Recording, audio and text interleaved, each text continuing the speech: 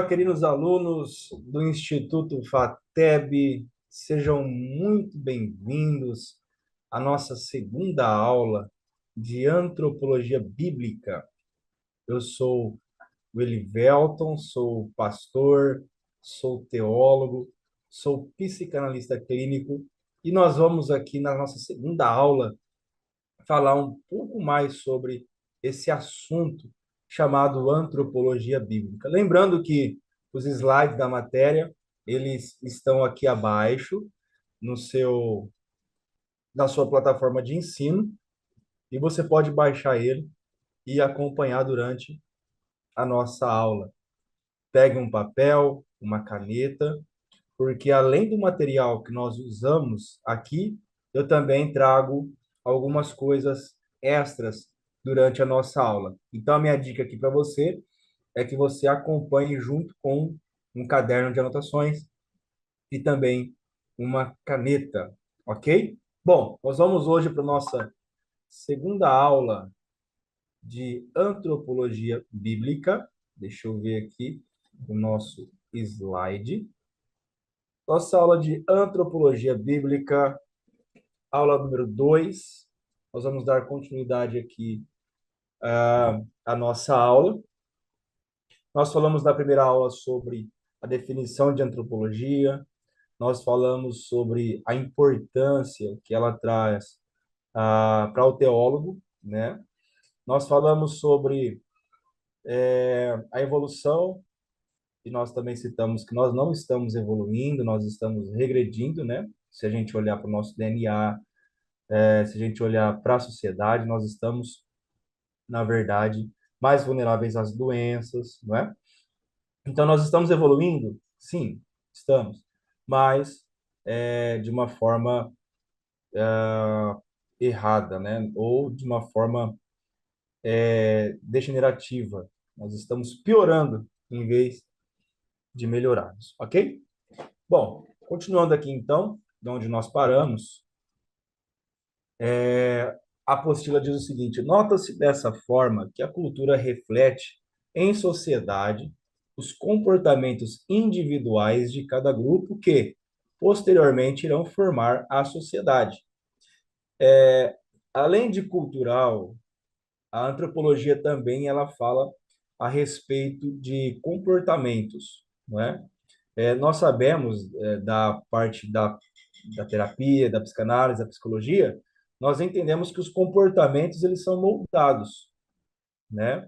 Então, você tem um amigo meu, vou citar esse exemplo aqui, tem um amigo meu aqui da cidade que eu moro, e ele tinha um estilo de roupa, digamos assim, mais despojado, mais largado, um estilo de skatistas, vamos dizer assim, né? Que tá muito na moda hoje em dia. Então, ele usava camiseta larga, bermuda, tênis, né? E aí ele fez um curso de barbearia, aprendeu a cortar cabelo, fazer barba, e ele teve uma oportunidade, né, num salão que é referência aqui na cidade, é um salão excelente, né? E esse salão atende pessoas da alta sociedade, médicos, advogados, né? O prefeito, né? Vereadores, é um salão bem requisitado, né? Um salão bem conceituado. E quando esse rapaz foi trabalhar, teve uma oportunidade de estágio, a primeira coisa que o patrão falou para ele foi: você precisa mudar as suas roupas. Aqui onde a gente trabalha, nós temos uma outra cultura, nós temos um outro comportamento. Ele aceitou, era uma oportunidade muito boa, né? Então ele aceitou. Ele teve que mudar o seu guarda-roupa, ele teve que usar roupa social, camisa social, sapato, calça esporte fino, ou seja, ele mudou. Aquilo que ele trazia de comportamento, né, de elementos de cultura, vamos dizer assim, das ruas, né, da periferia que ele morava, ele precisou mudar, porque agora ele vai lidar com outro tipo de pessoas, né? É uma outra categoria da sociedade. Então ele precisou mudar para poder encaixar nessa cultura. Deu para entender aí o raciocínio? A cultura, como já adiantamos, é a transmissão o cultivo dos saberes e costumes de um grupo humano de forma coletiva, ou seja, com o convívio na sociedade. Então, de acordo com o que as pessoas vão vivendo na sociedade, elas vão transmitindo, né, para aquele coletivo de pessoas. Se um lugar ele é perigoso, né, vamos dizer assim, uma periferia onde ocorre tráfico de drogas, onde ocorre policiais direto, né, vamos dizer assim, facções, briga de facções. A pessoa que nasce naquela sociedade, um casal engravidou, teve um filho, o filho nasceu ali. Esse filho, essa criança, ela está exposta a essa realidade, né? Então, é isso que a gente acabou de ler. É o cultivo dos saberes, né? Os costumes do grupo de forma coletiva. Então, aquele bairro, aquela comunidade passa isso para eles. Eu quero abrir aqui um parênteses, né? E falar uma experiência como pastor, né? De repente, nós temos alguns pastores aqui ou aspirantes ao pastorado aí, fazendo o curso aqui com a gente. Nós precisamos entender em qual sociedade a nossa igreja está inserida. Isso é importantíssimo. É importantíssimo. Você precisa saber qual que é a cultura daquele bairro, o que as pessoas daquele bairro precisam, né? Nós temos um bairro aqui onde eu moro que é carente. Então eu preciso entender o quê? Que as contribuições naquele bairro não vão ser de acordo, de repente, com a expectativa que eu tenho. Vamos falar uma realidade aqui pastoral, né? Então, se você colocar a sua igreja numa periferia, você vai encontrar mais pessoas que precisam do que pessoas que abençoam a igreja.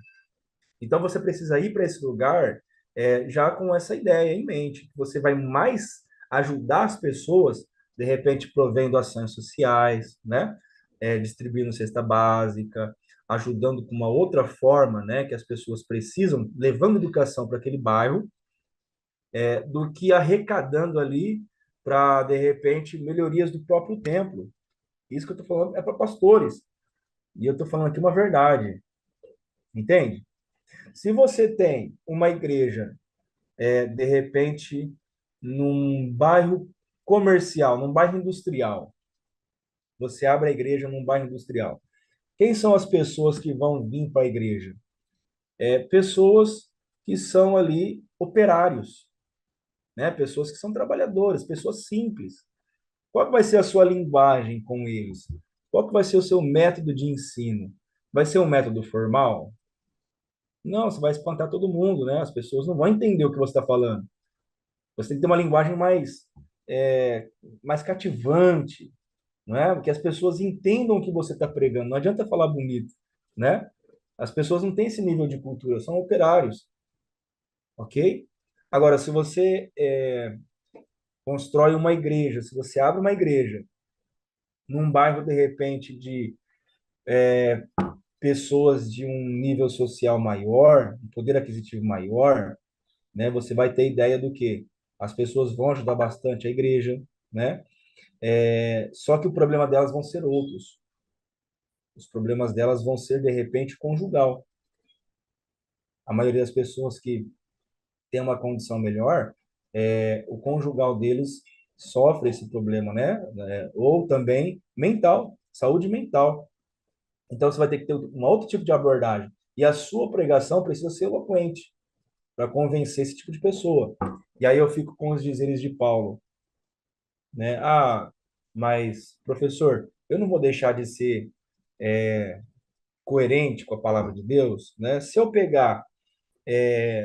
for uma pessoa totalmente letrada, se eu for uma pessoa bem estruturada, que eu conjecturo ali o meu sermão, né, que eu trago um sermão profundo teologicamente e pregar numa comunidade, eu vou estar cometendo um erro?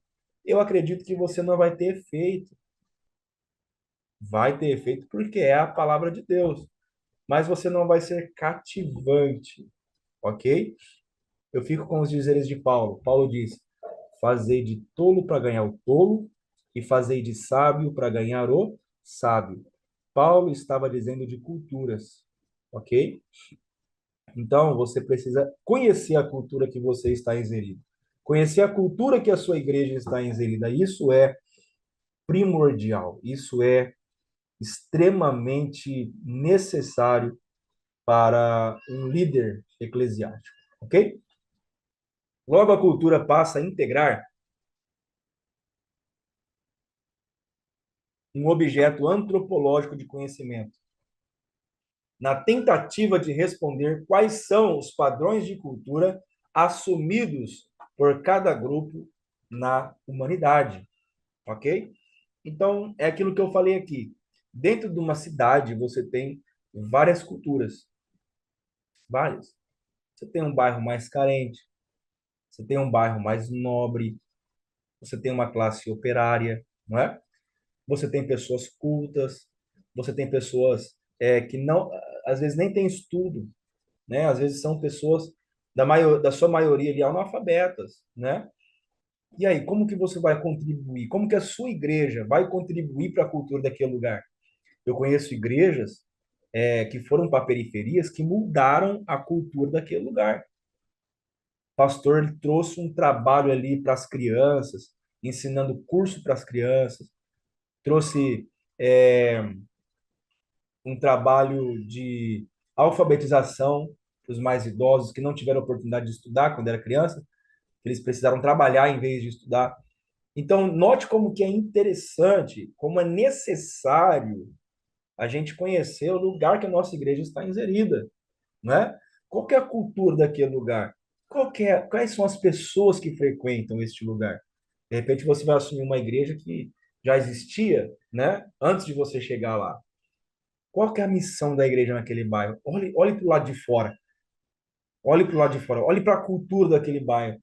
O que você pode fazer como pastor, como líder, para contribuir para isso daí? Ok? Stuart Hall define alguns tipos de multiculturalismo. Nós vamos aqui discutir um por um, ok? Conservador, liberal, pluralista, comercial, corporativo e crítico. No multiculturalismo conservador, pressupõe a assimilação da diferença às tradições e aos costumes da maioria, aceitando-as e respeitando-as. Então, no multiculturalismo conservador, ele traz a assimilação das diferenças de tradições, né? Nós vamos ouvir muito assim, no meu tempo não era assim, né? Os mais antigos falavam, no meu tempo não era assim, não. Então, eles são mais conservadores, ok? No liberal, insere-se a minoria nos padrões da maioria, com as diferenças toleradas no campo privado, sem reconhecê-lo na esfera pública. O que quer dizer isso no liberal? Se nós temos ali uma minoria, nós temos que inserir ele na maioria. Vou dar um exemplo aqui muito claro para vocês entenderem, né? E aqui fala com as diferenças toleradas no campo privado, sem reconhecê-los em esfera pública. A gente precisa, como maioria, vou falar sobre igreja agora. Na maioria da igreja, a gente precisa ter um programa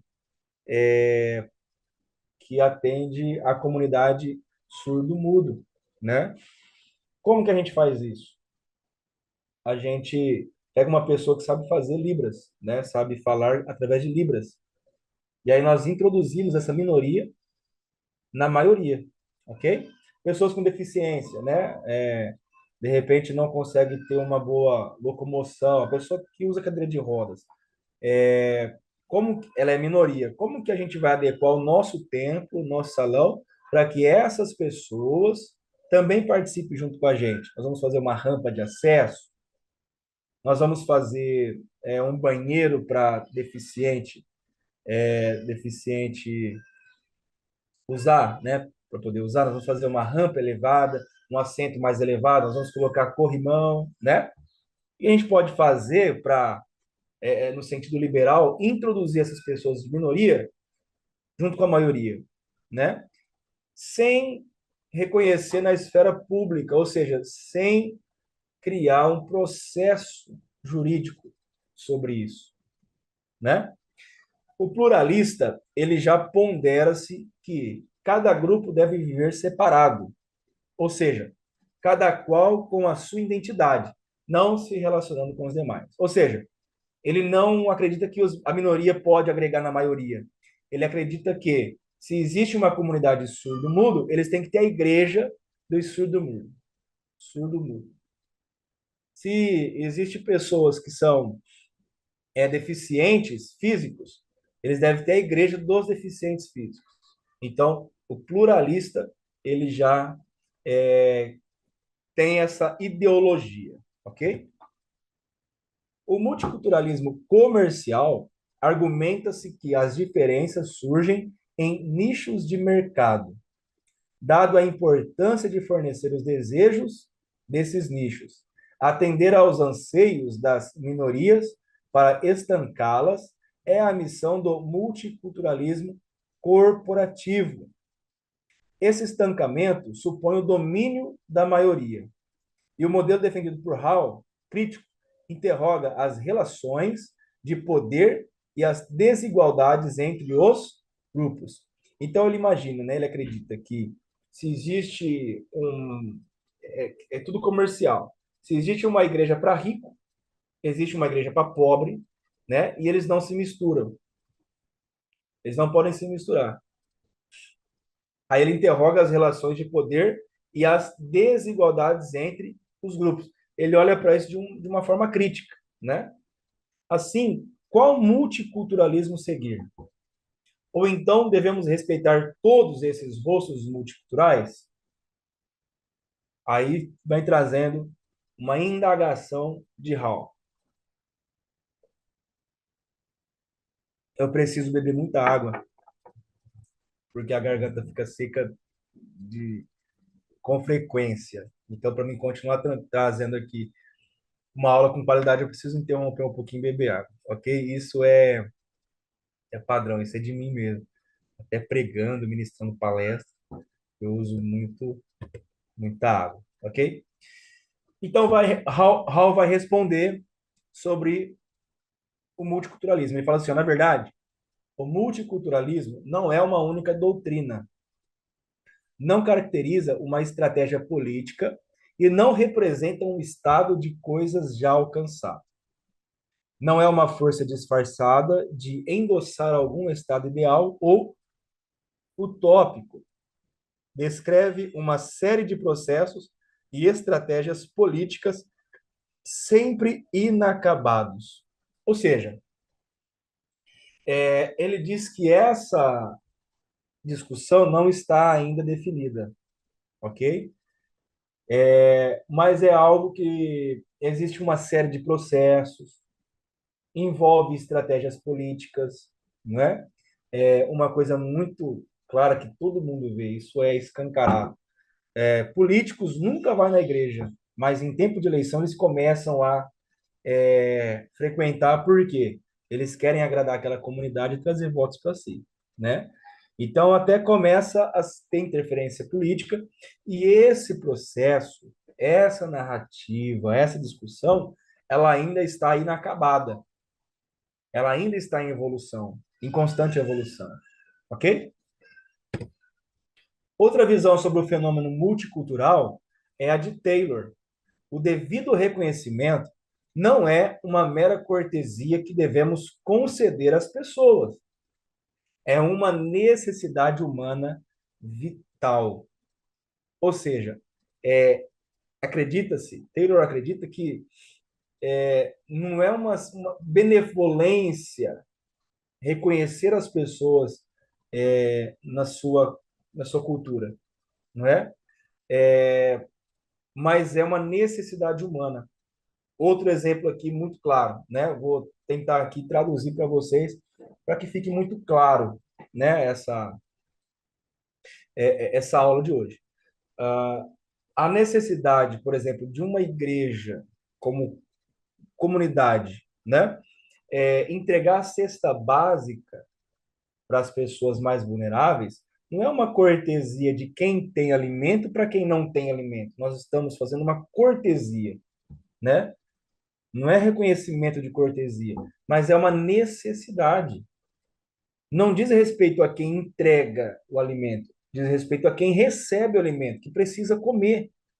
É uma necessidade básica humana a alimentação, ok? Então, Taylor, em 1997, na página 242, ela fala sobre isso. É uma necessidade humana. Então, quando nós entregamos uma cesta básica para uma família carente, nós não estamos simplesmente fazendo uma cortesia. A igreja tem a obrigação de fazer isso. Mas nós estamos atendendo uma necessidade humana. Nós estamos alimentando aqueles que não têm condições, que estão mais vulneráveis. Ok? Desse modo, Charles Taylor defende a política do reconhecimento como molde de nossa identidade, com o reconhecimento errôneo, sendo até mesmo prejudicial à construção dessa identidade pessoal. Ok? Então, esse reconhecimento, ele molda a identidade nossa, né, com também as outras pessoas. E às vezes pode ser prejudicial na construção da identidade pessoal, não é? É aquilo que eu disse agora há pouco. Quando eu penso que eu estou fazendo uma cortesia entregando uma cesta básica, mas na verdade eu estou atendendo a uma necessidade humana. Nesse raciocínio, o autor valoriza a originalidade e a opinião de cada pessoa, salientando que cada um sempre tem algo a dizer, em certa medida, enfatizando a subjetividade e o individualismo, o reconhecendo nos múltiplos níveis. O que ele quer dizer com isso, professor? Ele está dizendo que até mesmo as pessoas mais carentes, elas têm algo a acrescentar culturalmente. Elas podem contribuir com a comunidade de alguma forma, até mesmo na sua simplicidade, na sua modéstia. Ela tem a sua contribuição, ela enriquece a cultura de alguma forma, ok?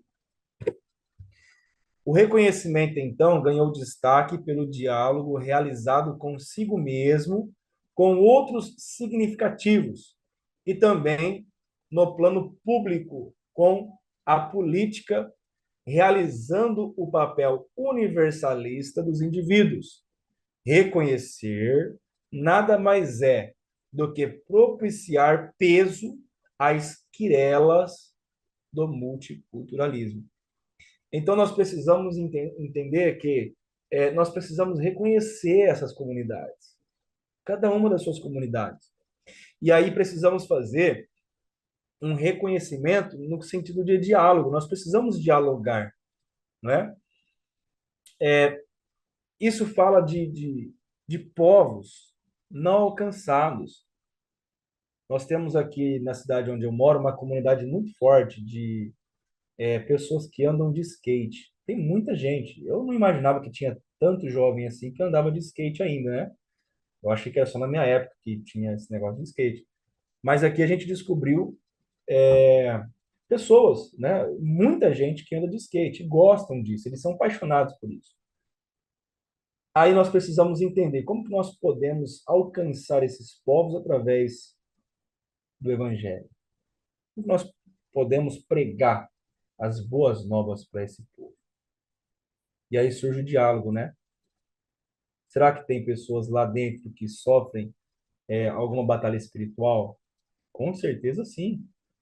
Existem pessoas ali dentro daquela comunidade que de repente está passando por um momento difícil da sua vida? Provavelmente sim. Tem algumas pessoas ali dentro que, de repente, estão passando por algum problema psicológico, né? Estão, de repente, com depressão, com ansiedade, algum transtorno. Com certeza, sim, não é? Porque são pessoas também. E quando nós falamos sobre pessoas, nós entendemos que existem pessoas de várias formas, pessoas com várias ideias, não é? Eu atendo pessoas que moram num condomínio fechado, caro, uma casa, uma baita de uma casa que vale milhões, né? E aí, entrando lá para fazer uma visita, nós conseguimos olhar ali, tinha dois, três carros na garagem, moto, carros do ano, todos eles novos. Nós fomos lá, entramos, cumprimentamos as pessoas, e aí quando a gente entra ali, a gente vai notar que tem uma adolescente com depressão. E aí? A depressão só atinge as pessoas mais vulneráveis? A depressão atinge pessoas que não têm dinheiro? Obviamente que não. Atinge também pessoas da alta sociedade. A depressão, a angústia, ela atinge pessoas de todas as áreas da sociedade. E aí nós precisamos alcançar, nós precisamos acessar essas multiculturas, não é? Existem pessoas que você vai sentar e a pessoa ela vai querer que você convence ela de Cristo. Não, é uma conversa lógica. Você precisa dar base para ele poder acreditar em Jesus. E aí você faz uso não só da Bíblia, mas também da história. Vamos falar de história? Vamos, Jesus está na história. Vamos falar de ciência? Vamos falar de ciência. Jesus está na ciência. Vamos falar de filosofia? Vamos falar de filosofia. Jesus está na filosofia. E aí a pessoa começa a entender que não é só a Bíblia que prega sobre Jesus, a natureza prega sobre Jesus, a história evidencia sobre Jesus. Os campos, né, de universidades, no seu papel sério de investigação, eles pregam Jesus. Eles acreditam que existe, né? Para você ter ideia, no design inteligente tem ateus, mas eles sabem que existe um criador, uma pessoa inteligente por trás da criação. Eles não falam que é Deus, mas eles entendem que existe. Olha a complexidade do universo, olha a complexidade da vida humana, não é? E aí essa pessoa que você vai dialogar, ela precisa ser convencida. E você prega a palavra convencendo. E outras pessoas mais vulneráveis, que não tem, de repente, esse tipo acadêmico. A pessoa não estudou. Se você falar de uma forma simples, ela já tem um coração aberto. Ela já vai entender. Então, note que para cada pessoa você precisa ter um diálogo. Cito aqui novamente Paulo, né? Fazer de tolo para ganhar o tolo, fazer de sábio para ganhar o sábio. O evangelho é um só. Agora, a forma que nós pregamos ele é diferente. Nós precisamos ter estratégias de Deus, né? De repente, uma estratégia da sua igreja que está crescendo não é a mesma estratégia da minha igreja. Eu posso copiar o modelo, mas quando eu for aplicar na minha igreja, não vai dar certo, porque é outra cultura, né?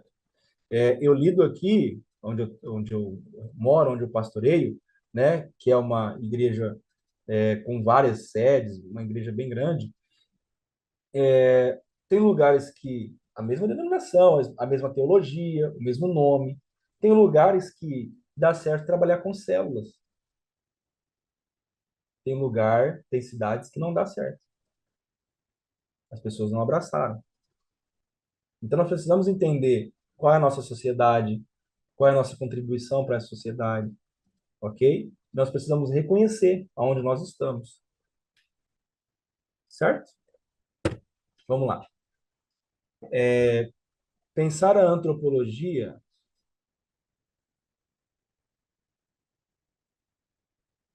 pensar a antropologia na atualidade requer cuidado para entendermos como esta ciência pode colaborar na discussão do papel do homem na sociedade em conjunto com a sociologia e a filosofia. A antropologia nos impõe novas realidades, novas culturas e a compreensão de que o todo social perpassa necessariamente pelo homem em si. Então, olha só como que tudo isso que nós falamos, a filosofia, a sociologia, a antropologia, ela fala diretamente com o homem. Nós estamos falando de pessoas.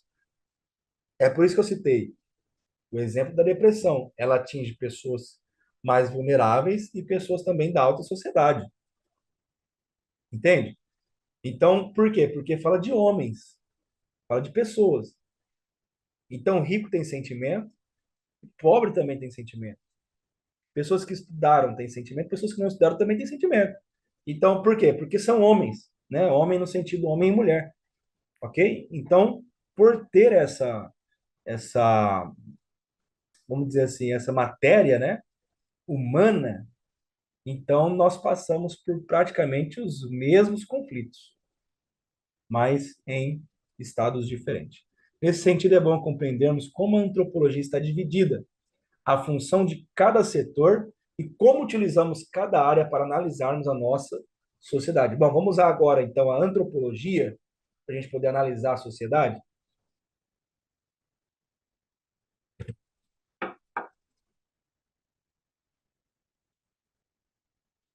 Assim, a antropologia ela é dividida em quatro subcampos principais: antropologia física ou biológica, que a gente já comentou, antropologia cultural, que também nós já comentamos, arqueologia, antropologia linguística. Então, nós temos essas quatro áreas: antropologia biológica, antropologia cultural, antropologia linguística e arqueologia. Então, essas quatro áreas é a divisão da antropologia. Cada um desses campos oferece perspectivas únicas sobre a humanidade. Primeiro, antropologia física ou biológica, né? Ela foca na evolução biológica dos seres humanos e na variabilidade genética das populações atuais. Estuda fósseis, genética e primatologia para traçar a história evolutiva da nossa espécie. Autores como Richard Leakey e Donald Johnson são fundamentais nesse campo, tendo descoberto importantes fósseis como o Australopithecus, conhecido como Lucy. Então, a antropologia, ela descobriu, ok? É, um fóssil que eles colocaram como nome de Lucy, beleza? São fósseis de humanos, não de macacos que viraram humanos, mas de humanos, de uma diferente lugar, diferente época, com uma diferente genética. Olha só que interessante, né?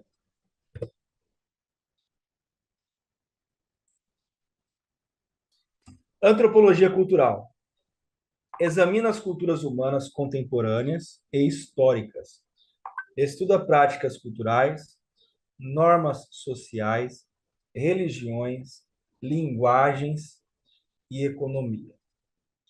Clifford Geertz é um nome central conhecido por seu conceito de descrição densa, que busca entender o significado profundo das práticas culturais. Então, o Clifford, ele é um cara que ele se aprofundou na antropologia cultural. Vale a pena vocês pesquisarem sobre isso, né? Então, ele fala sobre práticas culturais, as normas sociais, as religiões, as linguagens e a economia, né? Para vocês entenderem uma coisa, olha só que interessante, como que a Bíblia é interessante. Vocês já ouviram falar, até Jesus cita isso, né? Uma frase que diz assim: olho por olho e dente por dente, né? Moisés, quando foi redigir a lei, ele se apropriou dessa palavra, olho por olho, dente por dente. Isso era tão literal que se um pedreiro ele construiu uma casa para você, você pagou o pedreiro, ele construiu a casa para você. E a casa que ele fez cair em cima do seu filho, e o seu filho morrer, a lei ela permitia que o filho do pedreiro fosse morto. Porque a mesma dor que você sentiu, a outra pessoa também vai sentir. Só que Moisés, ele não criou essa lei. Ele se apropriou dessa lei. Vocês podem pesquisar que existe um artigo chamado Código de Hammurabi. Esse Código de Hammurabi é aonde tem as primeiras leis da Mesopotâmia. Então eles criaram essas leis. Moisés ele usou essas leis. Olha só que interessante. Teve problema disso? Não, não teve problema nenhum. Moisés simplesmente formatou a lei. Olha, já existe uma lei, vamos usar ela também? Vamos usar ela também. Perfeito. Lá na frente, Jesus ele vai citar o que? Olha, o que vocês ouviram na lei, né? Olho por olho, dente por dente. Porém, eu vos digo. Aí Jesus veio tentando trazer algo novo. Eu vos digo, se alguém bater na sua face, ofereça a outra para ele também. Entende? Então, a antropologia cultural vai fazer a gente entender isso.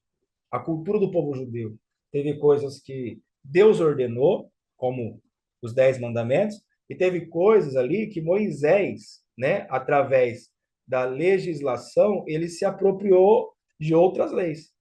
O Egito, por exemplo, usava o Código de Hammurabi, né? Tanto é que quando Moisés ele mata o egípcio, né, que estava ele provoca um acidente ali, o rapaz morre, Moisés foge. Por quê? Porque Moisés também seria morto, ok? Arqueologia. Investiga culturas passadas através dos seus artefatos, estruturas e resíduos materiais. Ajuda a reconstruir modos de vida antigo e a entender as transições culturais ao longo do tempo.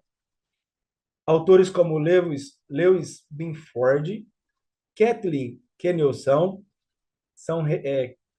Kathleen Kenyon são referências nesse campo de arqueologia.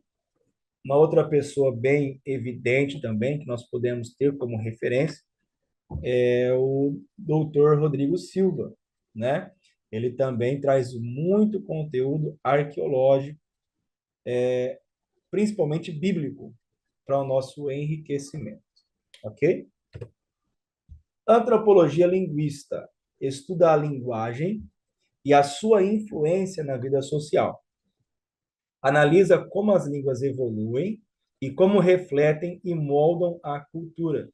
Linguistas como Edward Sapin, Benjamin Lee, Warford, eles contribuíram significativamente para a nossa compreensão das relações entre língua, pensamento e cultura. Não sei se vocês já tiveram a oportunidade de estudar hebraico ou grego, vocês vão ver que as línguas que foram escritas no passado, às vezes não têm a mesma palavra, o mesmo significado nos dias de hoje. E aí, o que que os tradutores fazem quando vai fazer a transliteração? Eles tentam achar ao máximo uma palavra semelhante, né? Por exemplo, vocês vão ver, se não me falha a memória, no Salmo, dizendo assim: eirou-se o Senhor, né? Ou em Êxodo, não me lembro agora. Deus cirou. A palavra hebraica para irar significa bufar. A palavra, ok? Acho que tem uma travadinha aqui, eu vou repetir de novo. A palavra da tradução irar-se, né? Irou-se Deus, ela significa bufar-se, bufar, né? Que é aquilo que o boi faz, né? É uma respiração mais forte, né? Então, quando o tradutor foi escrever, ele não achou conveniente colocar ebufou Deus, né? Porque daria um outro sentido para a palavra. Já imaginou você lendo a Bíblia e falando assim, ebufou Deus, bufou? Qual que é a sua referência que você ia fazer, né? Você referia ao boi, aquilo que o boi faz, né? De bufar de bravo, né? Que vocês já viram aquela tourada que tem na Espanha, né? O boi ele bufando e passando a pata para trás. Acho que vocês já viram essa cena, né? Ele fica...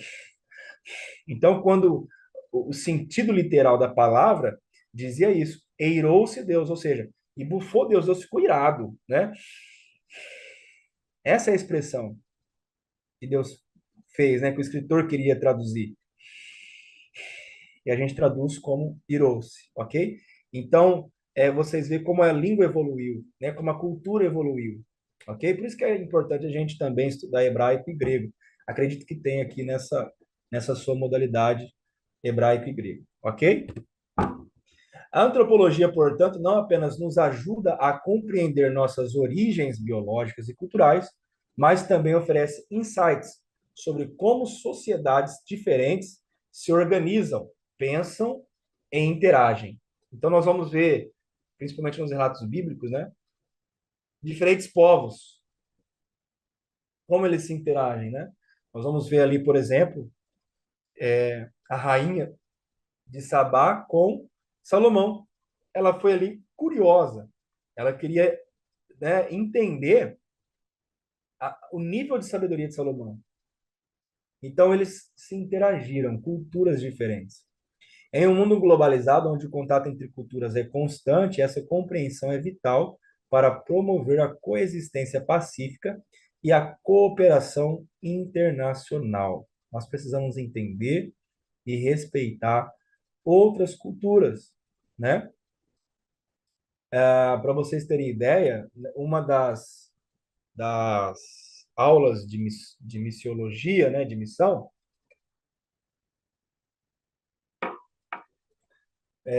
nós precisamos entender que quando a gente vai ser enviado para um outro lugar totalmente diferente, por exemplo, um missionário ele vai fazer missões na África. A primeira coisa que essa pessoa tem que fazer é fazer parte daquela cultura. Então ele não vai pregar o evangelho, chegar pregando o evangelho.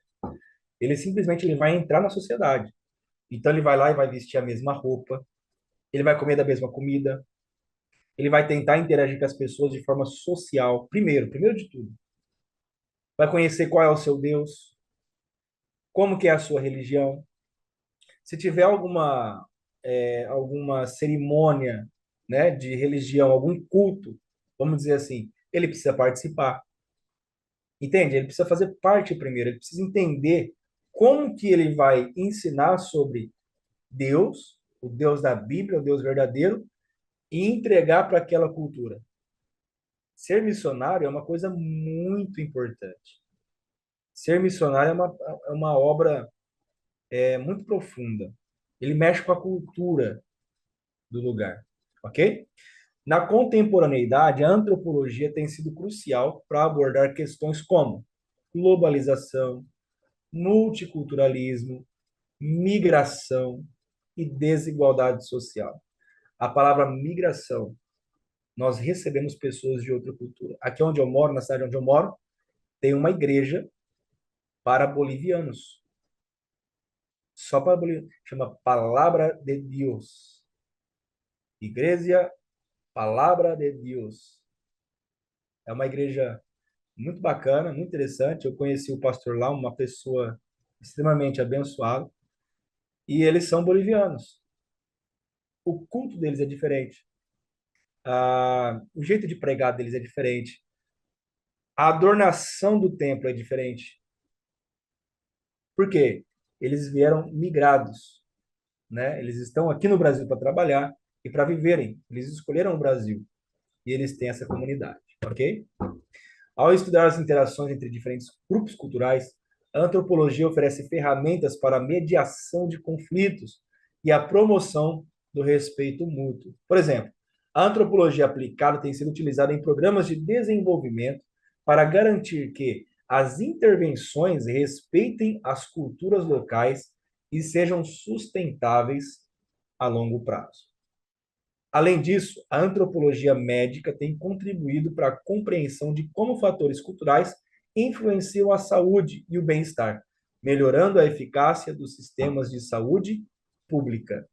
Se nós recebermos aqui no nosso país, que é tropical, uma pessoa que vive no sul da Europa, né, que é no norte da Europa, perdão, que é extremamente frio, ele vai sentir uma diferença na sua saúde, não é? Assim também como nós, se a gente for para um país, para países extremamente frios, gelados, nós vamos também sentir a nossa saúde ela denegrir. Nós vamos precisar de assistência médica diferenciada, porque o nosso sistema biológico é condicionado e adaptado em outra região.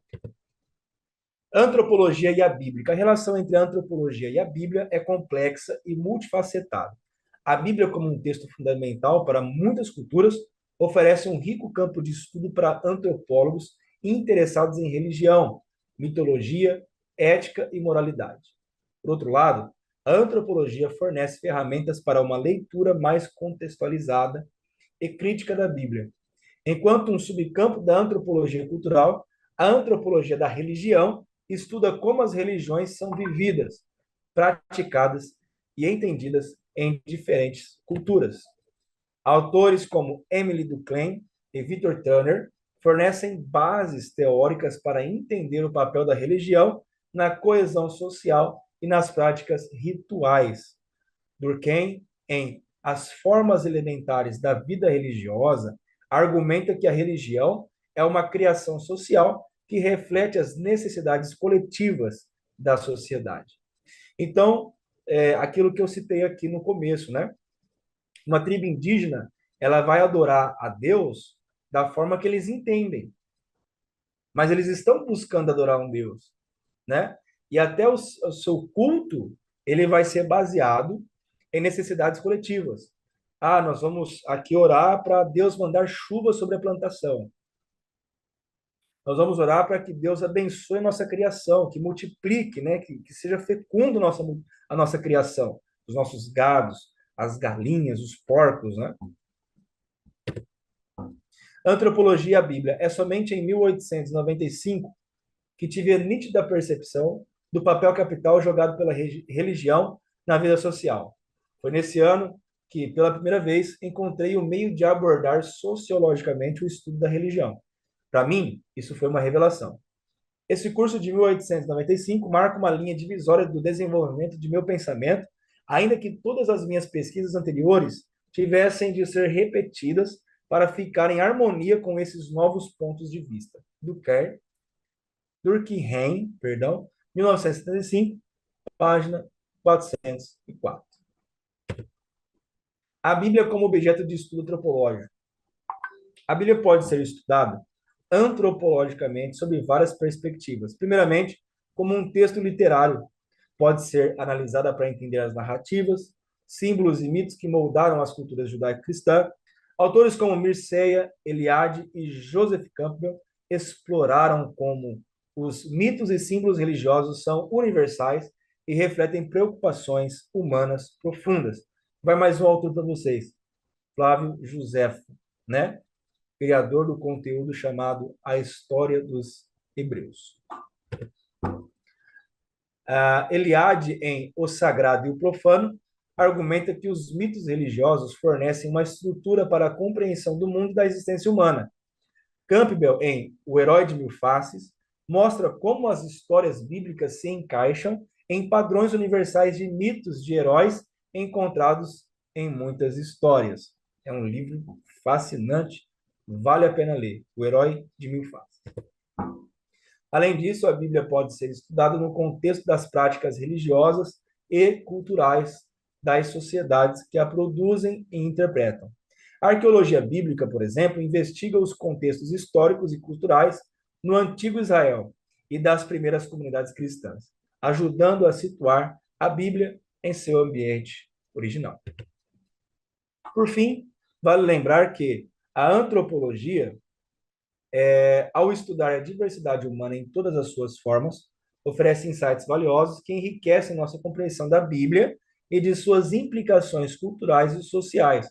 Por sua vez, a Bíblia, como um texto influente, fornece um campo rico para as investigações antropológicas. A interação entre antropologia e estudo bíblico abre novas possibilidades para uma compreensão mais profunda de ambos os campos, promovendo um diálogo frutífero entre ciência e religião.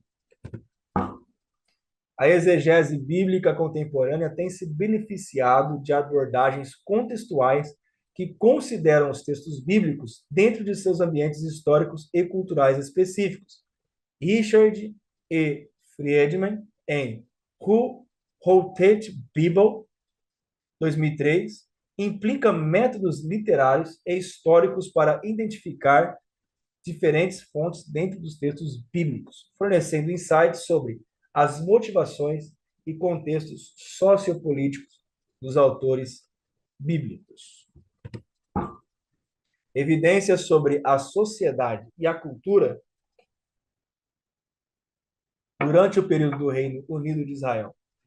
Essas descobertas fornecem um contexto material para as narrativas bíblicas sobre o rei Davi e outros personagens históricos. A descoberta e o estudo contínuo de manuscritos antigos, como os manuscritos do Mar Morto, continua a oferecer novos insights sobre o judaísmo do Segundo Templo e as origens do cristianismo. Trabalhos de estudiosos como James Charles Worth têm sido fundamentais para entender melhor o contexto religioso e cultural dos textos bíblicos. Eu citei aqui vários autores. A minha dica é: não parem por aqui, não parem nessa aula. Adquirem os livros. Alguns têm de forma online, em PDF. Vocês podem acessar e vai trazer uma maior compreensão sobre a antropologia bíblica. A antropologia bíblica na atualidade é um campo vibrante e multifacetado que se beneficia de uma gama diversificada de abordagens metodológicas e teóricas. Desde o início dos anos 2000, avanços significativos foram feitos na integração da arqueologia com os estudos bíblicos, na aplicação de estudos culturais e sociais e na utilização de exegeses contextuais para aprofundar a compreensão dos textos bíblicos. Os debates sobre historicidade, as perspectivas feministas e de gênero e a teoria pós-colonial têm enriquecido o campo, proporcionando novas maneiras de entender a Bíblia e as culturas antigas que ela descreve. Como resultado, a antropologia bíblica contemporânea continua a evoluir, oferecendo insights valiosos sobre a natureza humana e a história cultural através das escrituras bíblicas. Essa foi a nossa segunda aula da matéria Antropologia Bíblica. Eu quero aqui agradecer pela sua paciência, pelo seu tempo e também parabenizar você pela sua jornada acadêmica. Que Deus te abençoe e que você possa crescer na graça e no conhecimento de Deus. Deixo aqui as minhas considerações e também aqui, nesse último slide, nós temos o contato da FATEB para tirar dúvidas, ok? Se durante a aula ou dentro do material não teve algo que ficou claro para vocês, vocês podem entrar em contato com o suporte, entrar em contato com a secretaria da FATEB, e aí então eles me encaminham a sua pergunta e eu vou procurar responder da melhor forma possível, ok? Que Deus abençoe a todos vocês, fiquem com Deus e a minha oração é que vocês produzem frutos, tá bom? Muito obrigado e que Deus abençoe a todos vocês.